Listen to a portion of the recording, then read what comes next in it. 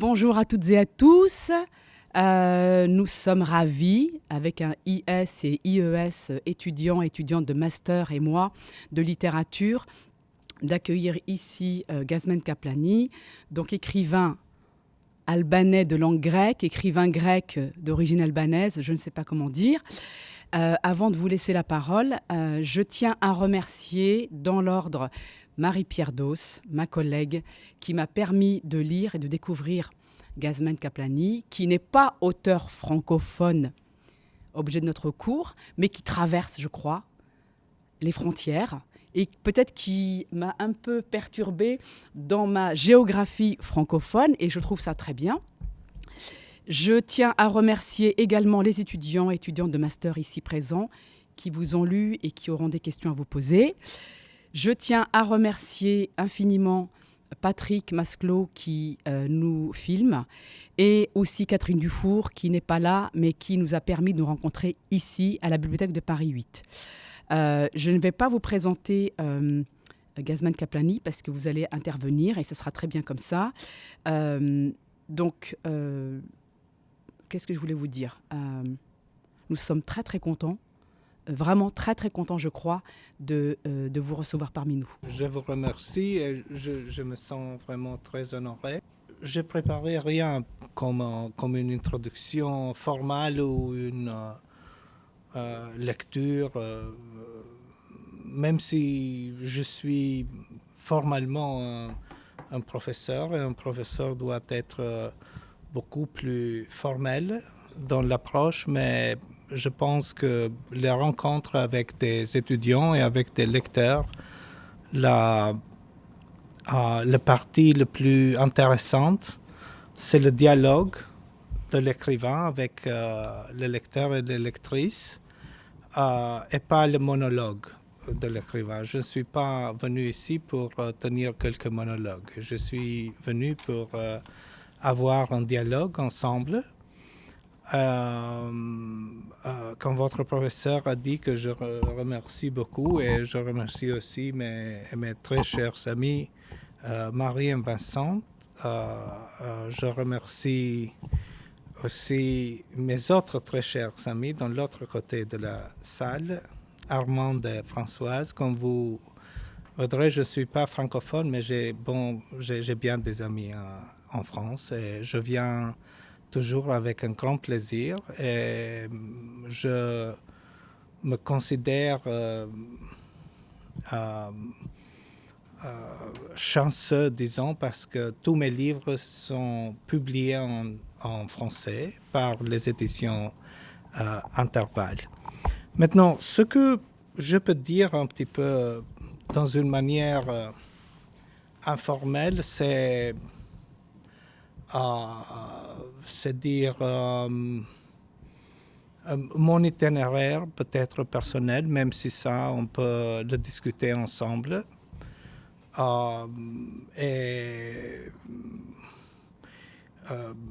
Toujours, je suis professeur, comme je vous ai dit, à Chicago, et toujours dans la première rencontre que j'ai avec les étudiants, je présente moi-même, parce que je veux que les étudiants savent avec qui ils parlent, et qui est le professeur et d'où ce professeur vient. Surtout parce que les sujets que j'enseigne sont des sujets qui sont très liés avec l'expérience personnelle. Dans ce semestre, j'enseigne 2 cours. Un des cours, oui. Pas sur la table, ça résonne, pardon. Un des cours s'appelle... Alors, un des cours s'appelle Histoire de dystopie politique, le roman après la chute du mur de Berlin, où j'enseigne surtout des auteurs qui viennent de l'Europe de l'Est. L'Europe de l'Est, aujourd'hui, c'est le focus, de nouveau, l'attention de l'Europe et du monde à cause des des événements tragiques et l'invasion barbare de l'armée russe en Ukraine. Et j'enseigne un auteur qui vient de l'Ukraine, qui est né en Ukraine, Svetlana Alexievitch, qui fait de l'histoire, qui fait de la littérature basée sur l'histoire orale, sur des vraies histoires des gens.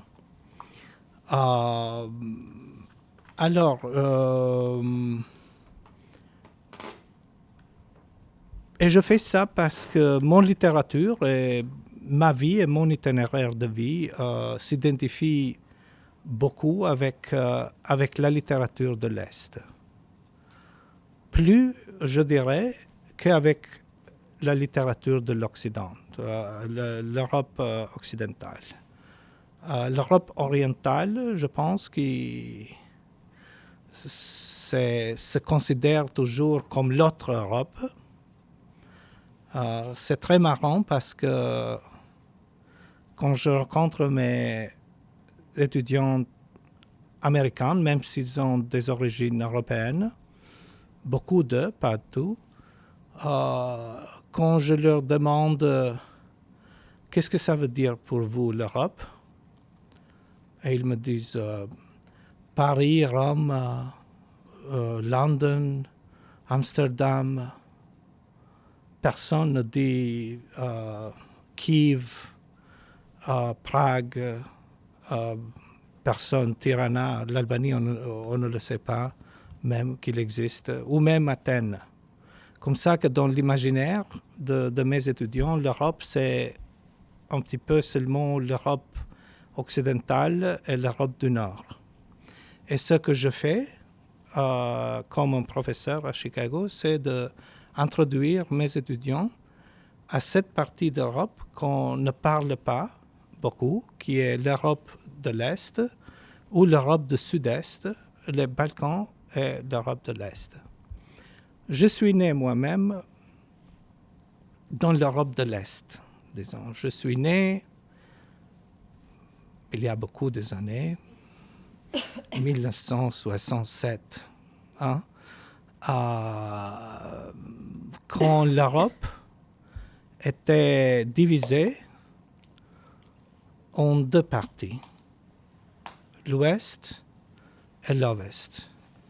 Le symbole, disons, iconique de cette division, c'était un mur que peut-être vous savez, qui s'appelait le mur de Berlin. Et je me suis né dans la côté est du mur de Berlin, pendant ce qu'on dit la guerre froide. La guerre froide. Je ne sais pas si vous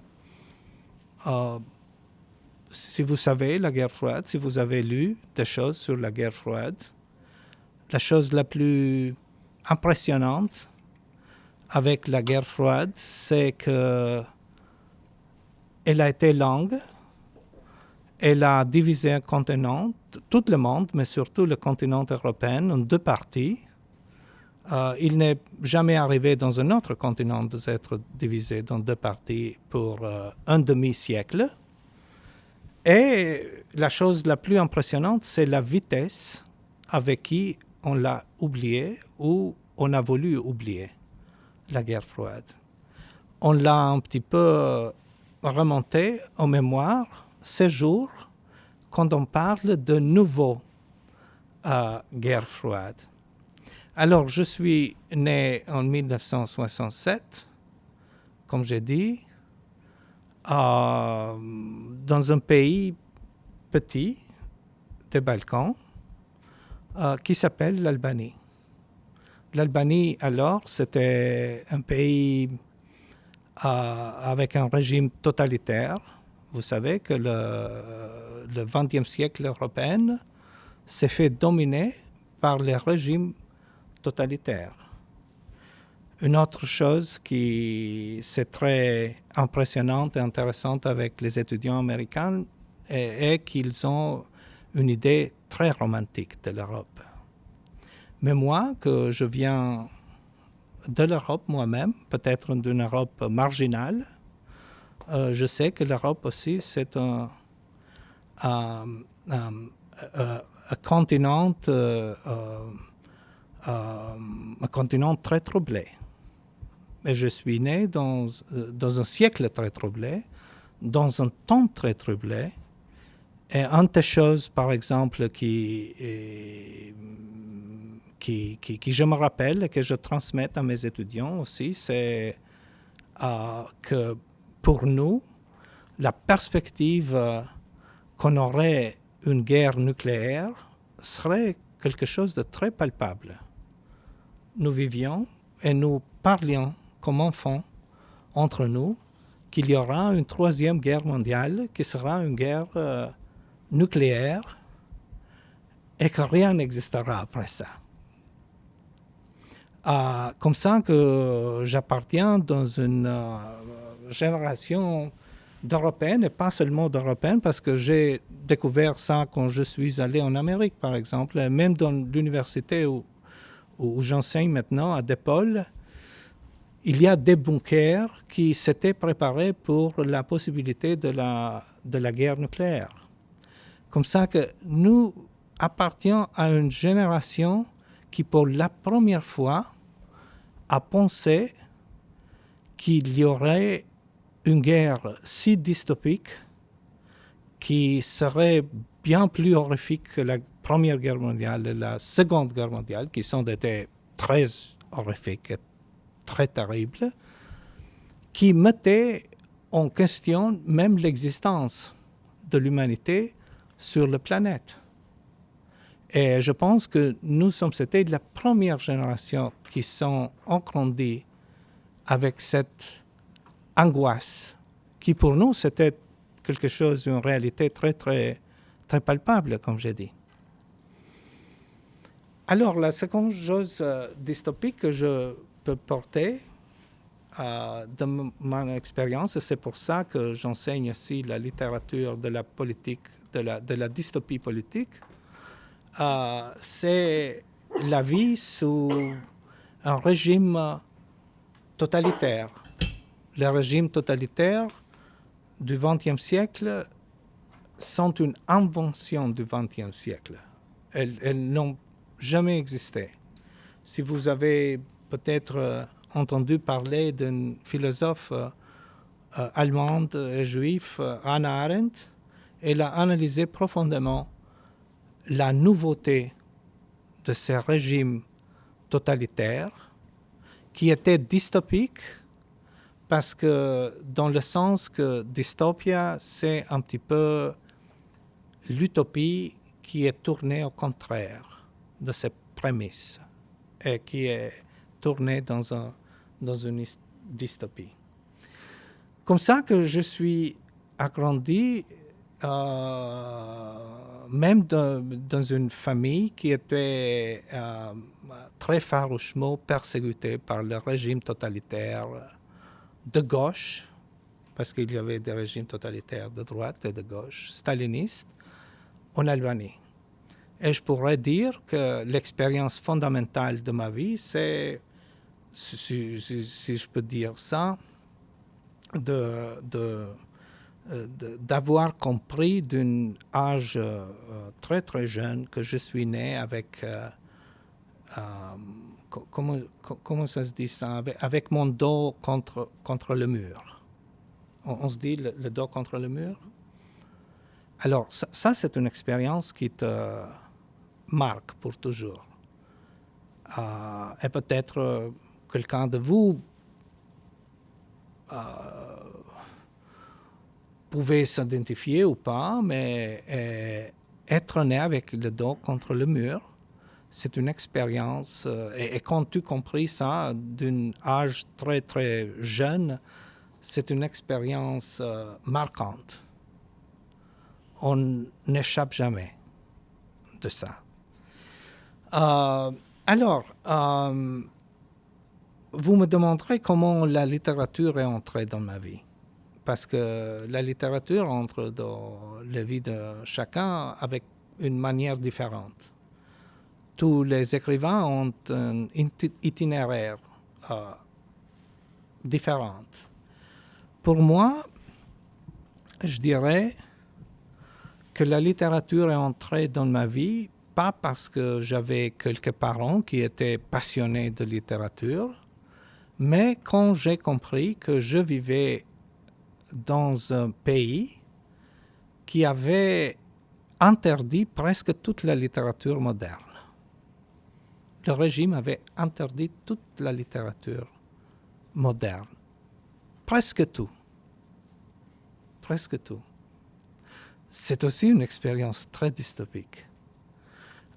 Et je dirais que jusqu'à la chute du régime, la littérature est entrée dans ma tête avec les noms des écrivains que je voulais lire mais que je ne pouvais pas lire. Comme ça que j'avais une fantôme de bibliothèque dans ma tête avec centaines d'écrivains, de Kafka, Dostoïevski, Borges, ou Georges Perec, ou des autres auteurs français ou pas français ou italiens, mais qui je ne pouvais pas lire parce que leurs livres n'existaient pas. Et j'ai créé une relation très passionnée avec cette fantôme de bibliothèque. Cette bibliothèque qui avait des noms et n'avait pas de livres. Et quand j'étais 16 ans, 17 ans, je suis devenu partie de ces groupes de jeunes gens qui s'échangeaient entre des livres interdits, disons. Et ça, c'est la cause que j'ai appris le français. J'ai appris le français parce que je voulais lire ces livres interdits. Je me rappelle que le premier livre en français qui est tombé dans mes mains, c'était un livre de Jacques Prévert, Les mots, je pense. Les mots Parole. Les mots, c'est Sartre, oui. Parole, oui. Parole, qui j'avais 16 ans. Et à lire Jacques Prévert, quand on a 16 ans, c'est dans un pays sous un régime qui a interdit tous les livres, c'est une expérience exhilarante, c'est une expérience incroyable. La musicalité des vers, les images que Jacques Prévert produisait. Je me rappelle maintenant avec quelle soif je me suis mis à apprendre le français et simultanément à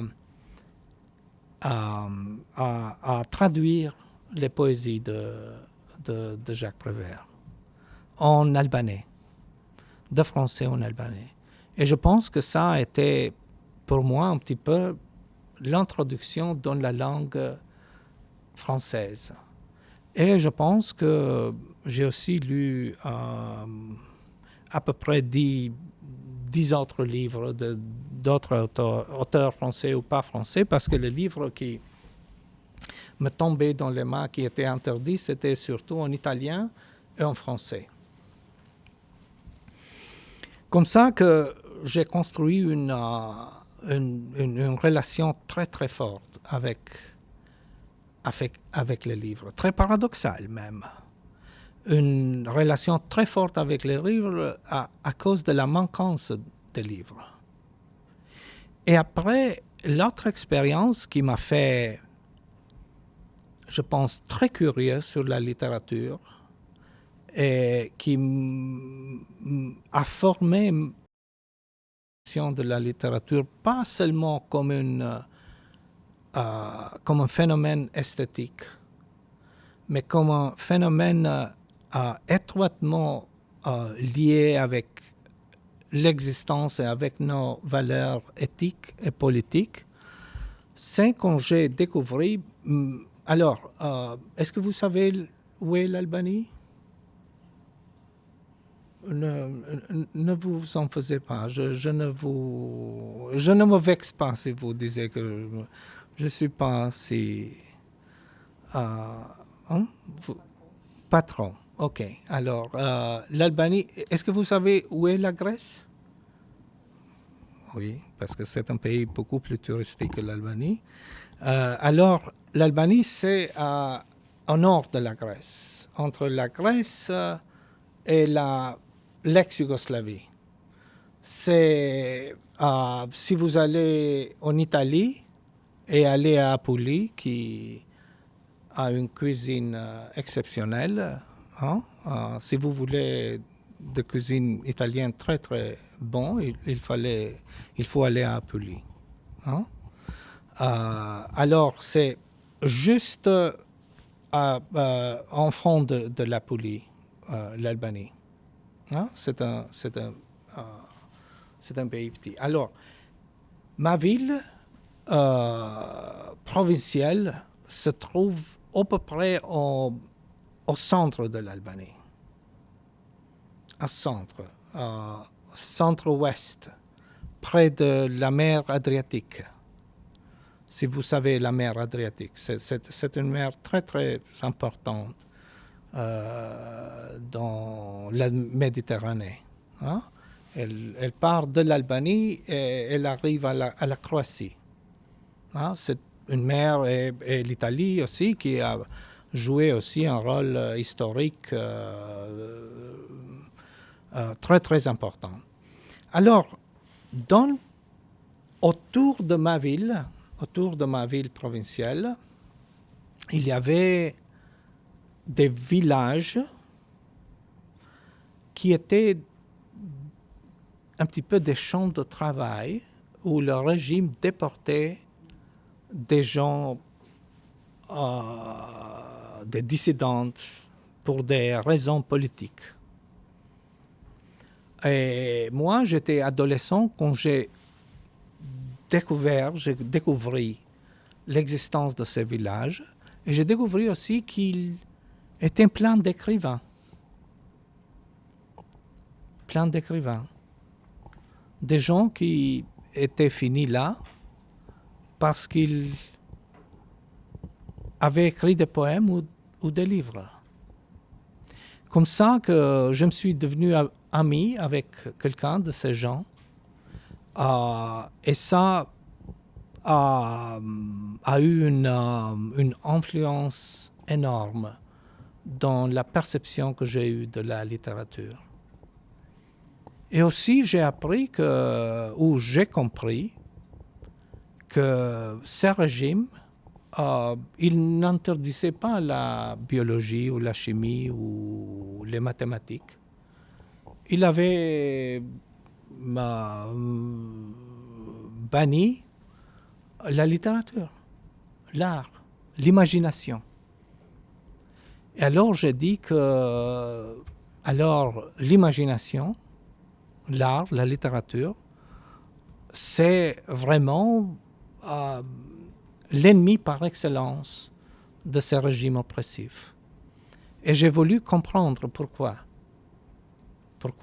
Et il a affaire avec, je pense, avec l'idée de la liberté, essentiellement, de la liberté humaine et de la dignité humaine et individuelle. Comme ça que je pense que si je n'étais pas né dans un pays avec ces caractéristiques, et je veux dire aussi que c'est pas une expérience particulière des Albanais.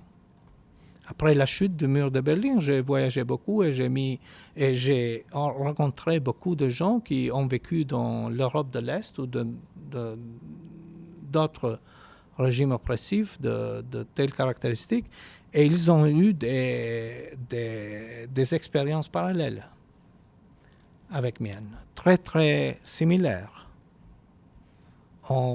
J'appartiens à une génération de gens qui qui est formé, qui est fortement marqué par ces expériences. Comme ça que je pense que si je n'étais pas né dans un environnement avec des caractéristiques que j'ai parlé, peut-être je ne m'aurais pas été intéressé à la littérature. Et ça parle aussi un petit peu de comment l'histoire ne nous détermine pas, mais joue un rôle très très important dans notre choix. L'histoire collective joue un rôle important, principal, dans nos choix individuels.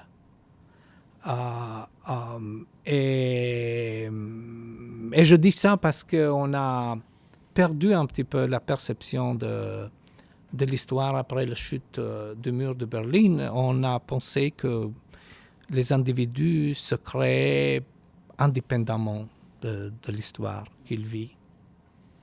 Et bien sûr que l'histoire n'est pas déterministique, parce que si c'était déterministique, alors tous les gens qui auraient vécu sous ces régimes, ils auraient devenu des écrivains, tout.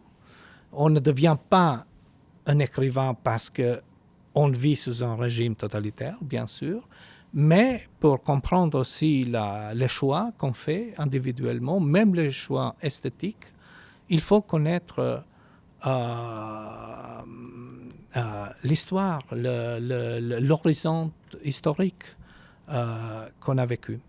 Comme ça que je pense que je suis devenu très très intéressé de la littérature, et pas de la littérature comme j'ai dit, comme un phénomène juste esthétique ou d'expression individuelle, mais de la littérature comme quelque chose de très existentiel, très lié à nos réalités individuelles, mais aussi politiques et historiques, éthiques et morales. Et je pense que, comme j'ai dit, le contexte que je suis agrandi a joué un rôle très très grand. Et après, ça continue parce que, comme vous savez, après la chute du mur de Berlin, on a eu ce qu'on peut dire en Europe, la grande migration. Et dès que j'ai parlé un petit peu des cours que j'enseigne un autre cours cet semestre qui s'appelle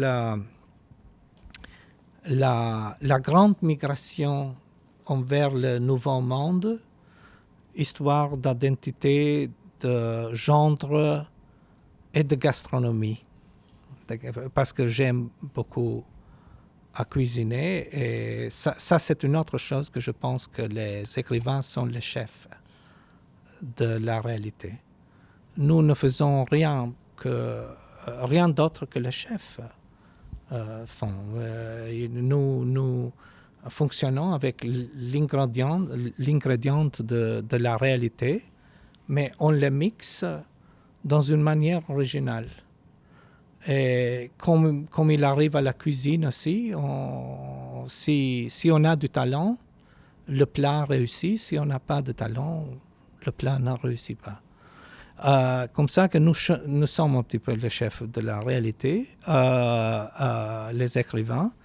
Mais j'enseigne cette cours parce que je suis très très intéressé sur les migrations européennes envers les autres parties du monde. Quelque chose que les Européens n'enseignent pas dans leurs livres d'école. Chaque fois que je viens en Europe et on parle de l'immigration, ma première question à l'audience, c'est que s'ils savent quelques musées d'immigration en Europe. Je pense qu'à Paris, il y a la Cité, il y a une musée d'immigration qui s'est fondée il y a, je ne sais pas, c'est relativement nouveau. Mais il n'y a pas de conscience historique de l'immigration en Europe qui me choque beaucoup. Parce que l'Europe, c'est une des continents avec l'immigration la plus dramatique qu'on a vue dans l'histoire des migrations, dans toute l'histoire de l'immigration. De 1840 jusqu'à demi-20e siècle, il y a eu 55 millions d'Européennes qui ont laissé l'Europe envers l'Amérique du Nord et l'Amérique du Sud. La majorité de ces immigrés venaient de l'Europe du Sud-Est. Mais ça, c'est le mouvement le plus gigantesque de population qu'on a vu dans l'histoire mondiale, dans l'histoire de l'immigration. C'est pour ça que quelquefois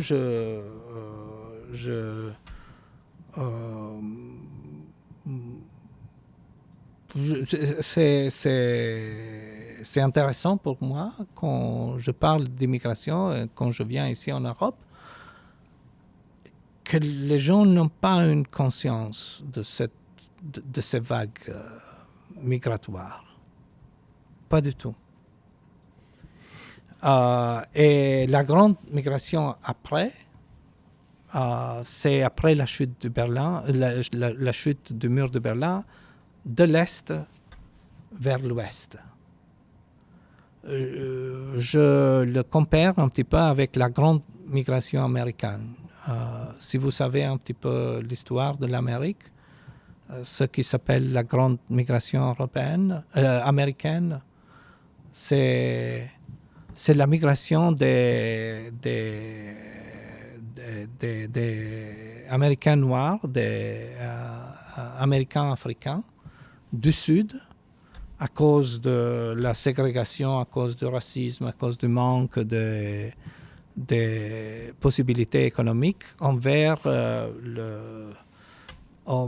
l'Est européen, américain, dans les grands centres urbains.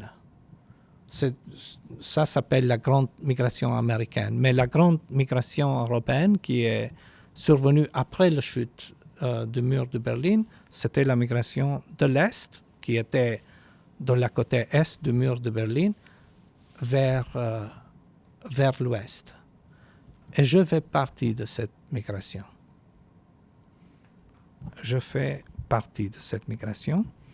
Et ça a été existentiellement l'opportunité, pas très rejouable, de découvrir ce que ça veut dire d'être un immigré, un réfugié. Je suis allé en Grèce, qui était un pays voisin de l'Albanie. Et là, j'ai aussi découvert pas seulement l'expérience de l'immigrante, mais aussi tous les complexes qui font et toutes les, disons, les divers aspects de l'identité fragmentée européenne. J'ai vu l'identité européenne par le spectre des Balkans, par le spectre de l'Est.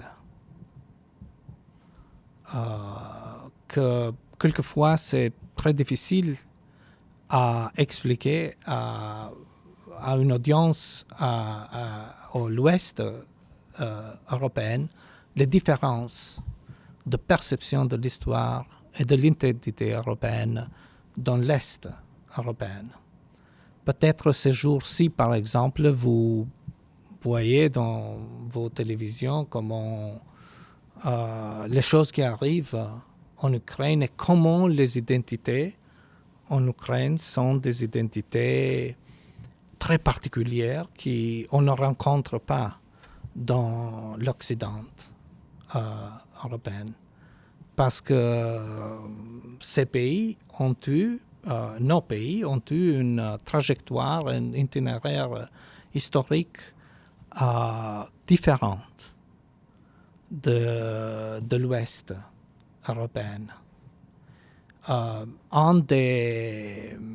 Nous sommes un petit peu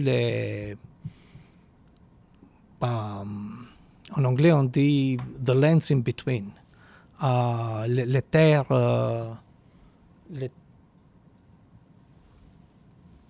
ou disons les terres parmi les terres, dans un processus de définition, de redéfinition de nos identités, parce que nous sommes dans les marges, disons, de l'Europe. Et dès que je parle de l'Ukraine, vous savez que l'une des étymologies de l'Ukraine, qu'est-ce que ça veut dire Ukraine? C'est que Ukraine veut dire terre de frontière. Terre de frontière. Et notre, je pense, d'un aspect culturel et historique, notre grande différence avec l'Europe de l'Occident, c'est que l'Europe de l'Occident voit l'histoire par le centre. Ils sont le centre. Et nous voyons l'histoire par les marges, par les frontières. Et je pense, et c'est pour ça aussi que je suis très, très intéressé sur la question des frontières, parce que je crois qu'on peut comprendre mieux l'histoire du monde si on la voit des frontières et pas de la centre.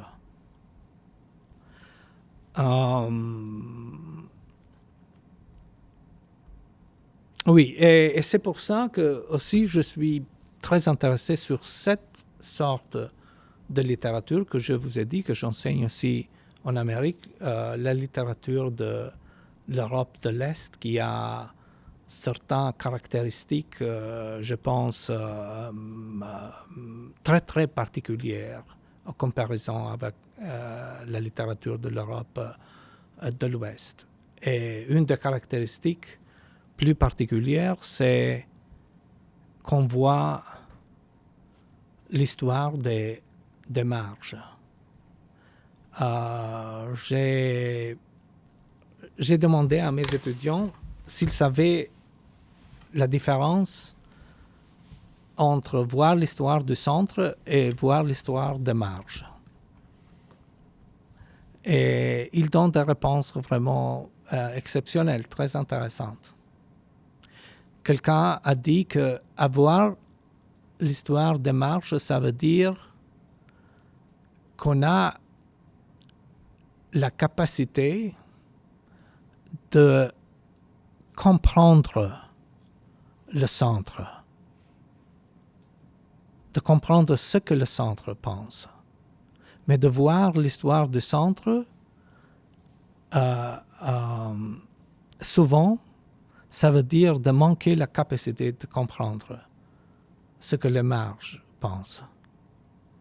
Et on le voit maintenant, surtout sur le conflit Ukraine-Russe, où si on peut, si un écrivain déciderait d'approcher, par exemple, les personnalités de Poutine et de Zelensky, on voit que Zelensky voit l'histoire par les marges et Poutine voit l'histoire par le centre.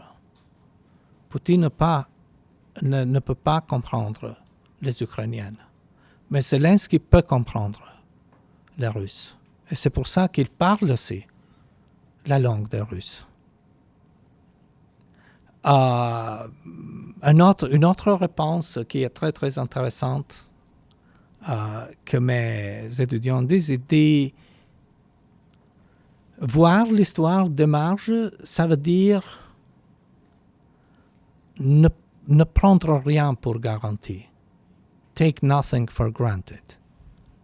Ne prendre rien pour garanti. Et je pense que aussi d'un aspect de perception historique,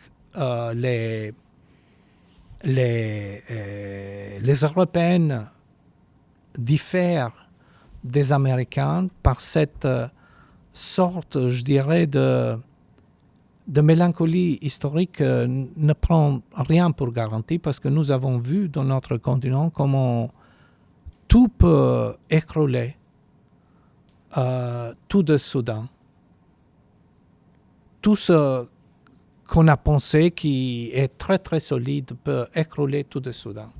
Alors, je pense que j'ai parlé beaucoup, mais le troisième élément qui les étudiants répondent, qu'est-ce que ça veut dire voir l'histoire des marges?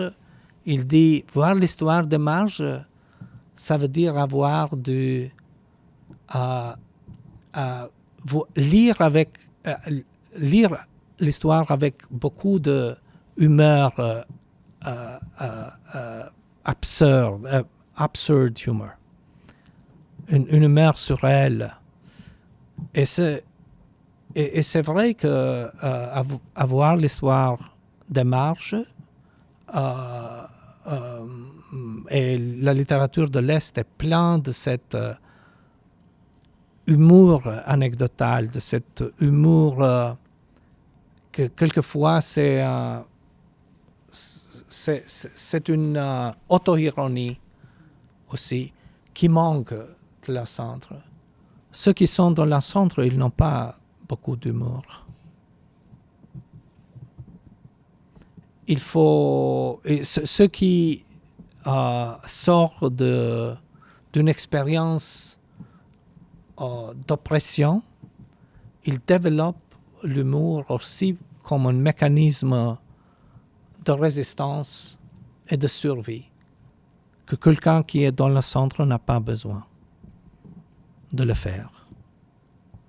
C'est pour ça que, par exemple, en Amérique, on trouve dans tous les groupes qui ont survécu et qui ont eu l'expérience de l'oppression, on trouve cette grande habileté de l'humour, comme sont les Africaines, Américaines et des autres minorités qu'on ne trouve pas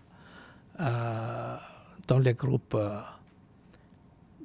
du centre. Vous voyez par exemple Trump, il n'a pas d'humour.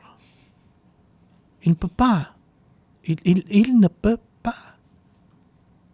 C'est pas. Même s'il fait des efforts. Il manque le mécanisme culturel d'avoir de l'humour. D'avoir de l'humour, il faut voir le monde dans une perspective multiple. Il ne faut pas se prendre très sérieusement. C'est des mécanismes qui se développent, et je pense que si vous lisez par exemple la littérature de l'Est, une des caractéristiques, c'est cet humour profond, noir, pénible, absurdiste, subversante, incroyable, qui à moi a donné beaucoup, parce que je suis agrandi toujours avec, dès que j'ai parlé avec cette bibliothèque de fantômes qui était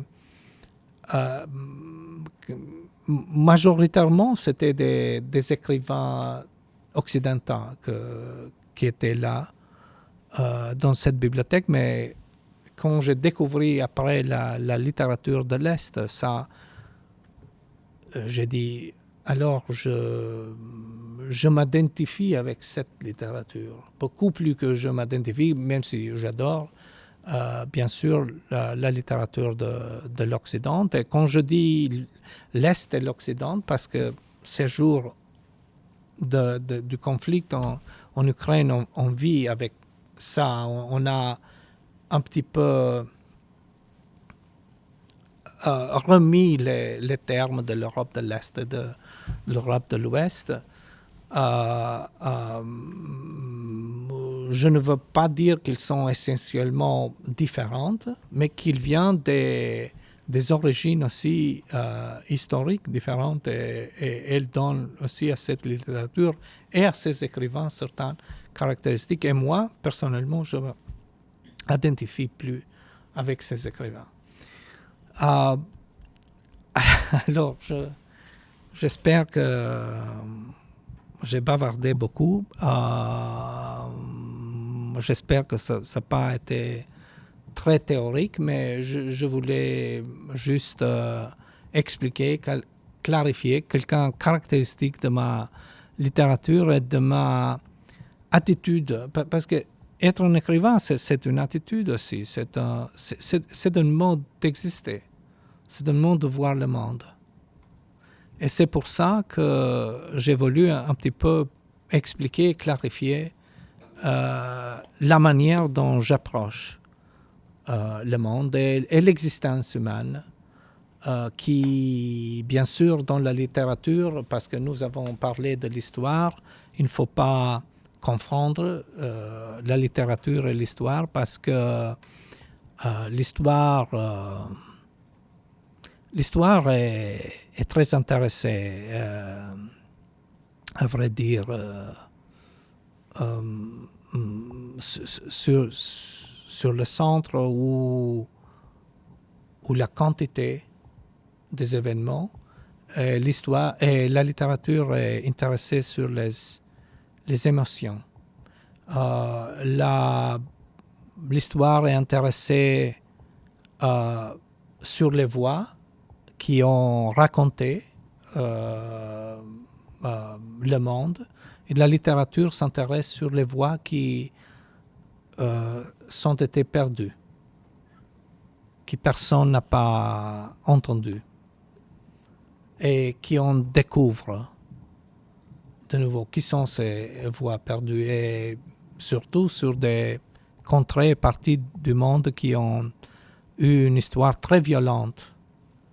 Vous comprenez que beaucoup de voix se sont perdues.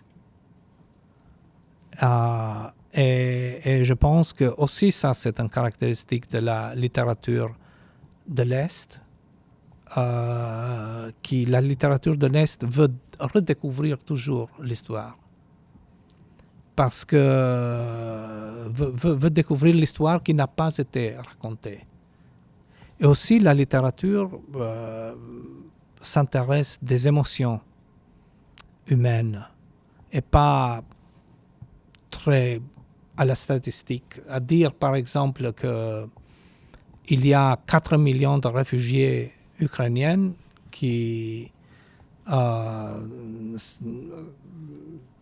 sont enfuis d'Ukraine, où il y a, dans l'Holocauste, il y avait 6 millions de Juifs, des victimes. Ça, c'est une statistique. Mais d'écrire l'histoire d'une personne, d'un réfugié, à dire de la face, de voix, des passions, des dilemmas, à décrire les tragédies, les comédies, la complexité de l'expérience humaine, ça c'est de la littérature. Et je pense que c'est ça qui fait la littérature aussi très résistante au temps, parce que on a prévu de temps en temps le mort de la littérature, le mort du roman, parce qu'on vit aussi dans un monde où la lettre a été vaincue par l'image. Mais la littérature encore résiste. Et je pense résiste parce qu'elle porte ce regard sur les émotions humaines qui seulement la littérature peut le faire. c'est un petit peu, de cet aspect, c'est un petit peu, comme je dis, les écrivains sont les chefs de la réalité et oui, ils font de la gastronomie, de l'imaginaire et les gens aiment manger bien, spirituellement même.